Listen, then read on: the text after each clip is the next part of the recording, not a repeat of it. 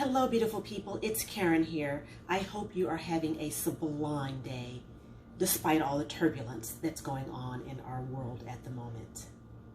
This turbulence is a direct result of so much of the racial inequality that many of our Black and brown men and women experience on a daily basis. This turbulence is shining a light on issues that must change. We have so many mixed emotions swirling at the moment. We're angry, we're sad, but I am convinced that this will galvanize us to move to make a more racially equitable world. It's what we need, it's what we deserve, and it's what most Americans want. But we're also in need of comfort. And comfort in many ways takes us back to food. At least it does for me. And since I'm feeling in need of comfort right now, I'm going to make potatoes.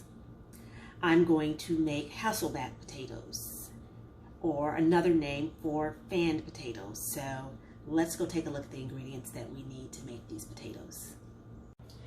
In order to make these Hasselback potatoes, you will of course need potatoes. You can use any type of potato that you like, but I am using Yukon Gold. I like Yukon Gold potatoes because when you cook them at the high temperature that we're going to cook these potatoes at, the middle gets really nice and creamy, and the outside gets a really lovely, crispy, crunchy crust to them. So, Yukon Golds for me. You will need some grated parmesan, you'll need some fresh parsley, you will need some roasted garlic, and butter and olive oil, and salt and pepper to taste, and that's it. Before starting, you want to preheat your oven to 425 because that's the temperature we're going to cook these potatoes at. Now, what we do in order to make Hasselback potatoes is we cut thin slits in the potato about 1/4 to an 1/8 inch apart. And sometimes it's called fans because the potato will look like a fan once it's cooked. So the potatoes are either called Hasselback or fan potatoes.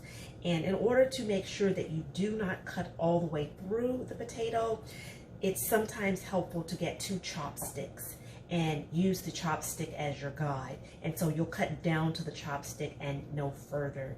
And that will prevent you from cutting through the potato, but it will allow you to get down into the end of the potato. So let's get started with that.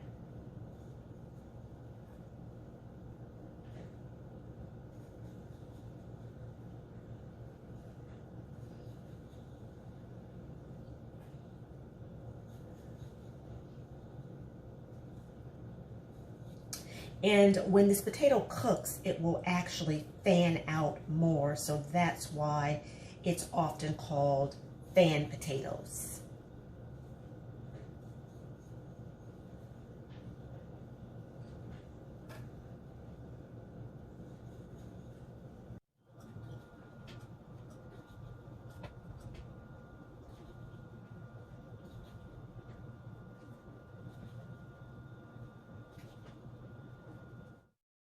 You want to grate a little bit of parmesan.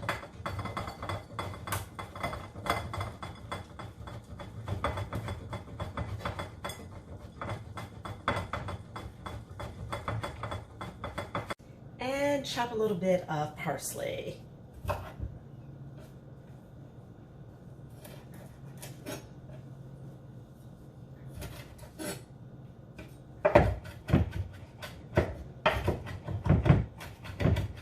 In this bowl, I've combined the grated fresh parmesan, the fresh parsley, the roasted garlic, and a little bit of the butter and the olive oil. So what we're going to do now is we're going to take our potatoes that have been sliced and we're going to drizzle them with both olive oil and butter, and we will salt and pepper the outsides and the insides, and then we will put the mixture inside the slits and drizzle it with a little bit more olive oil and butter, and then we're going to bake that for about an hour in our oven that's already been preheated.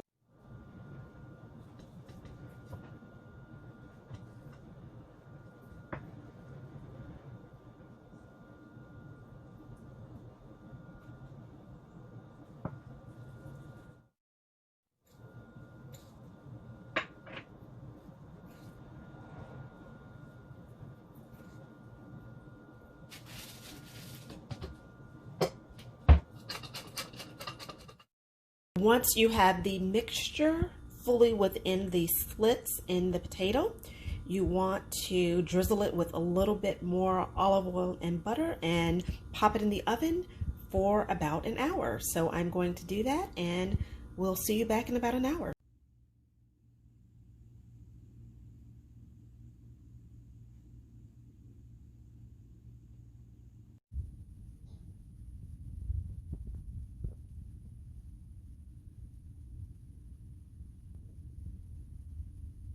So there you have the amazing, mouth-watering Hasselback potato. I've paired it with some crispy duck, and this is the ultimate in comfort food. Hello, beautiful people. I hope you have enjoyed my recipe for Hasselback potatoes. And if you have, please hit the subscribe button so you never miss another one of my recipes. Until we meet again, please use your voices to speak out against racial inequality, and think Sublime thoughts.